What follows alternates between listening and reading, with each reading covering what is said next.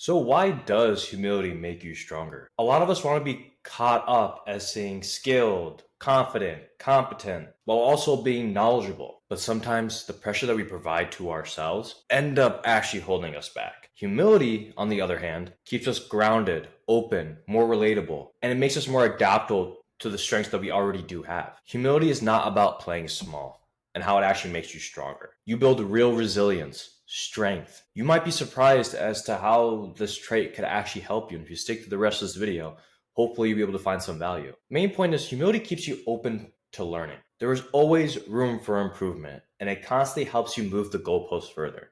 You hear the concept of, enjoy the journey, not the destination. And humility allows you to understand that, hey, listen, this might not be my end goal, and I'm looking to reach this end goal, but there is always something to learn. Your biggest goal, per se, when you're going through that journey, is to fail, is to learn, is to get better, is to become the person worthy of that end materialistic or external goal that you're looking for. That curiosity is going to help you grow, because when you're willing to learn, you also put yourself in a driver's seat to be like, you know what? There is stuff that I can improve upon. There is stuff in my control. A lot of times we give up control because we feel like, oh, that's just the way it is. Or, they might even say like, oh, I already know everything. Do you know everything? There's always a bigger fish in the sea. And I'm not here to tell you you're not competent. What I'm here to tell you is that there's always something more you can improve upon or learn. And when you have the humility to ask other people for help or for guidance or for advice or just for feedback, you're allowing yourself to get more data points to get better on maybe things that you didn't even possibly see. It'll complement your own skill and add to the strengths that you already do have, or maybe even add to the weaknesses that you're lacking in and build that up stronger. That extra perspective will pay dividends if you can get that. People who practice humility can accept setbacks much easier, because the reality of any situation in which you are trying to go for an end goal is that you're going to face setbacks. That is part of the process. And honestly, you should look for it because it helps you reassess and repivot towards being aligned towards that goal that you're looking to get to. But one caveat that many people don't really realize when they're not practicing humility is that they get caught in the setback. They define that setback towards their own ego or own capability versus looking at it as a data point and be like, you know what? This happened. Why did it happen?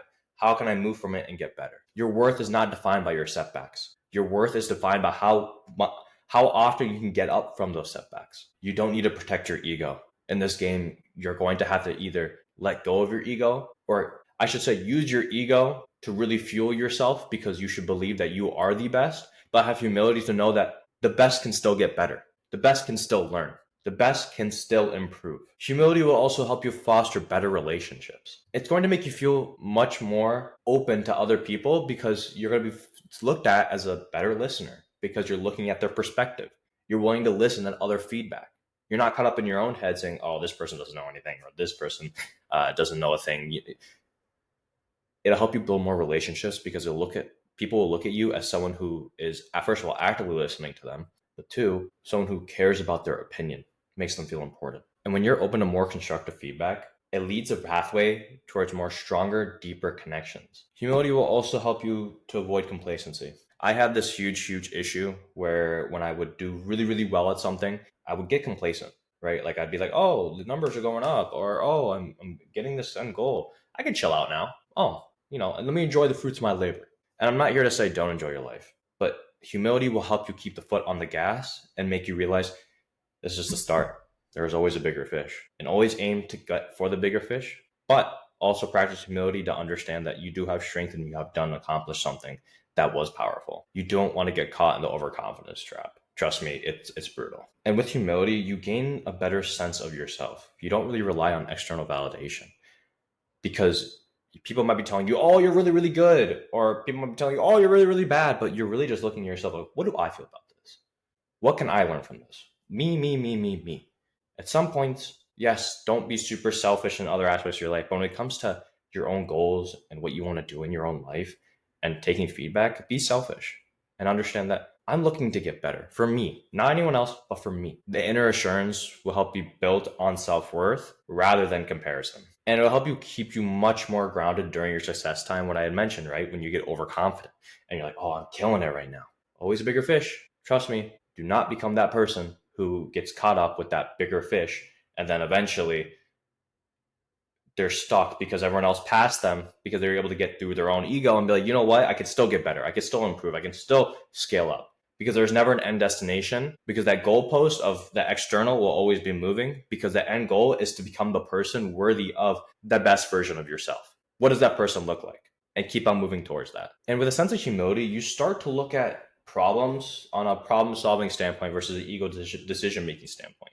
You know, when you look at, okay, what are all the factors, and remove your emotion from it, you start to make more holistic decisions that go in line with the end goal you're having, versus ego decision that you could make where it's like, oh, I feel like it should be this. Oh, this happened, so I should do it like this. Humble people are not afraid to ask for help or admit that they are wrong, because that is part of the process. And if anything, the more data points you have, the better. With that, you got to create a more adaptive mindset with this. Do not get attached with being quote unquote right. It's okay to be wrong. And when you build connections with other people, you do not want to be seen as a person who just can't be shown as wrong. Because what is more important, being right or getting to your end goal? Become adaptable. Because when new challenges or unexpected things arise and you don't have that right solution, people who are looking at the outside looking at you, even you internally are looking at you, you do not want to aim to be right all the time, because sometimes that is impossible. There's going to be more wrongs than rights, but those wrongs will help you redirect towards those rights. And most importantly, humility will just put yourself in growth mode versus validation mode. If you feel like you are the best and that's driving you, sure. But more often than not, it's going to lead to a shorter end period because it's not sustainable, / it's not as effective as staying more growth oriented to say holistically, what is the best decision I can make towards getting me to my end? And this I've seen so many times where finally just look to be inspired by others, not feared. Don't feel threatened by them, because you are on your own individual journey. Use that as competition, no doubt about it. Use that as motivation to get better. Because if someone else is doing better than you, you should not think, oh, screw that guy, he's doing better than me. You should think, oh, they're better than me. What are they doing that I'm not? Right? Because then when you get to their level, there's going to be a newer boss, a newer boss, a newer boss. And your goal is to see how high you can get, not by beating some other person. Other people's success, when you're humble, is just not intimidating. It's another data point. It's actually motivation. And when you fuel your growth without envy, you'll notice your life skyrocket. So stay humble.